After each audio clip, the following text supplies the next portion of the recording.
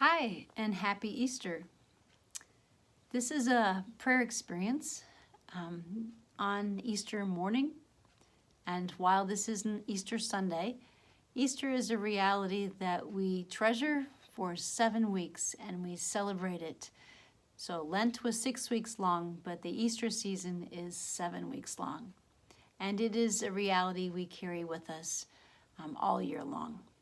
So we're going to do an imagery prayer.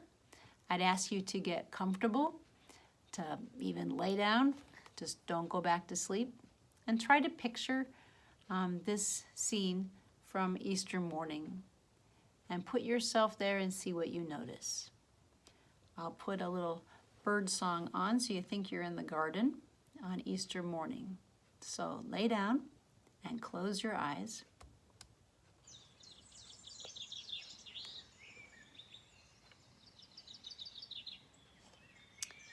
Close your eyes and take a deep breath, breathing in and breathing out. And breathing in and holding it for a moment and breathing out. And breathing in and breathing out.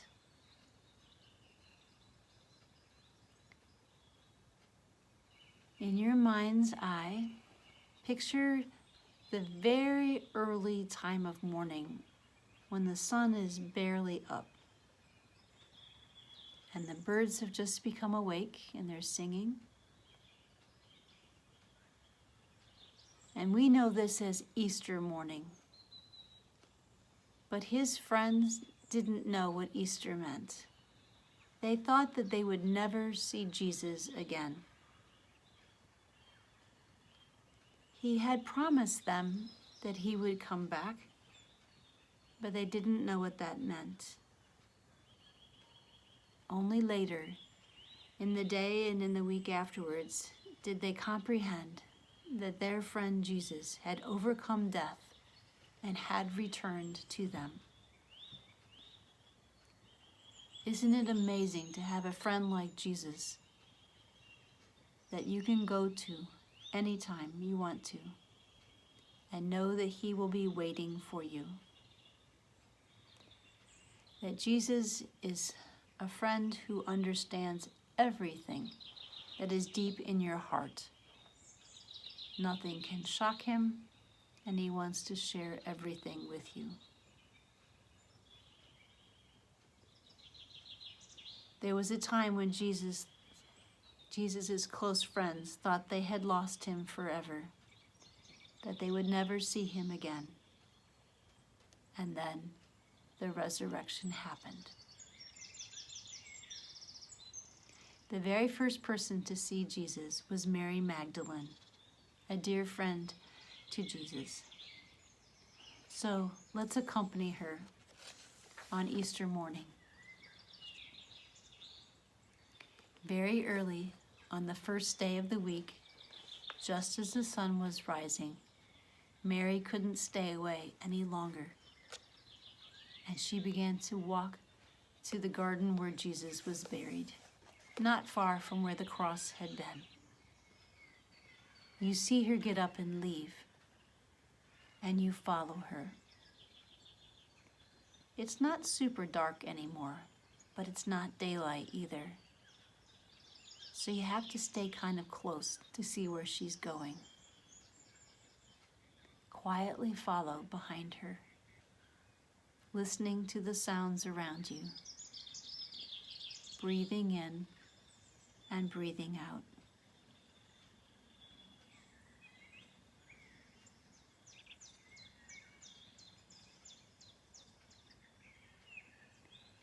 You see Mary Magdalene go and stand in front of the tomb where Jesus was taken after he died on the cross.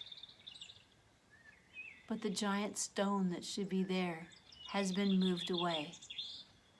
The tomb is open, and Mary is crying, weeping, wailing.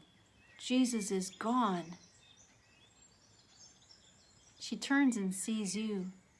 Look, See for yourself. It's open. He's gone. This tomb was like a tiny cave on the side of a rocky hill.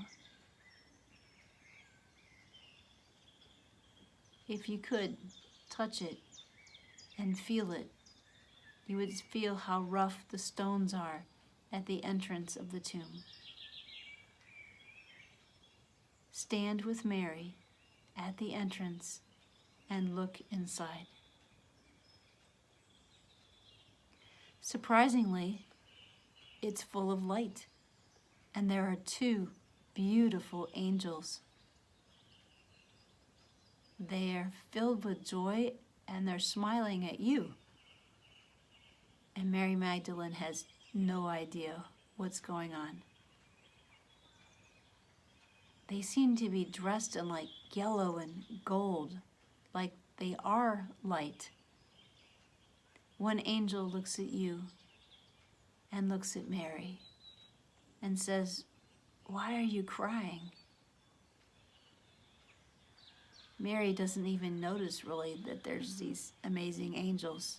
All she can say is, "Where have you put my Jesus?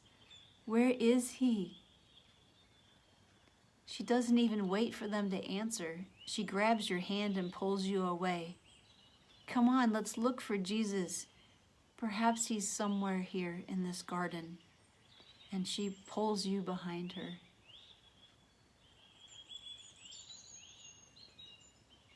You ask Mary to let go of your hand. And there's a man up ahead of you, who seems to be watching, or is he waiting for you? Mary says, "Let's go see that gardener. Let's ask him where they've put Jesus." The gardener seems to be smiling at both of you, as though he knows you. "Why are you crying?" he asked Mary. And you hear Mary say, "If you've taken my Jesus away, tell me where he is. I will go and get him and bring him back." She says it with so much love and with a broken heart. The gardener smiles, and then he calls you by name. He calls her name Mary, but he calls your name too. It's Jesus, and he doesn't look like he did on the cross. The gardener isn't a gardener at all. It's Jesus alive. He didn't leave you. He has come back. What's it like to have Jesus looking right at you?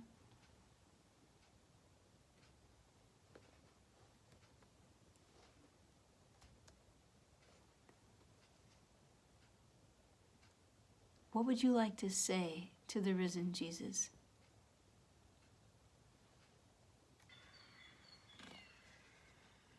Were you afraid that he might have left you? Then, to prove he's not a ghost, he leans over and takes your hand, actually squeezes it, and asks you to walk with him in the garden. If you could walk with Jesus in this garden near his tomb, what would you like to ask him or tell him? What fears do you have that you would like to give to him?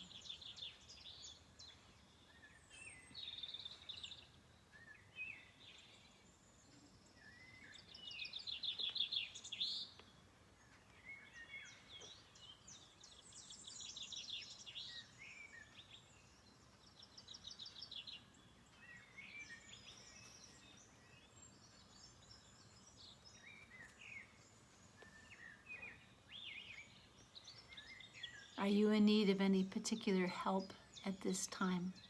If so, ask him.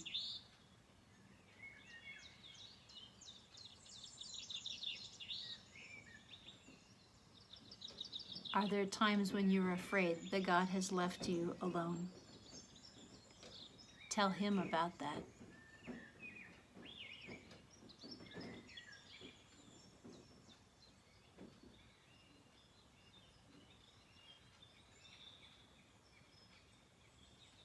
And gradually, Jesus walks you back to where Mary Magdalene is standing.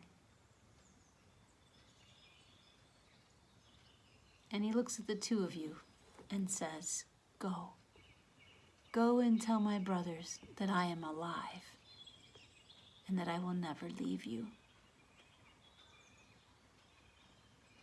And so you turn and begin to walk back to the upper room where your journey began. And as you go, thank Him for His promise that He will never, ever leave you.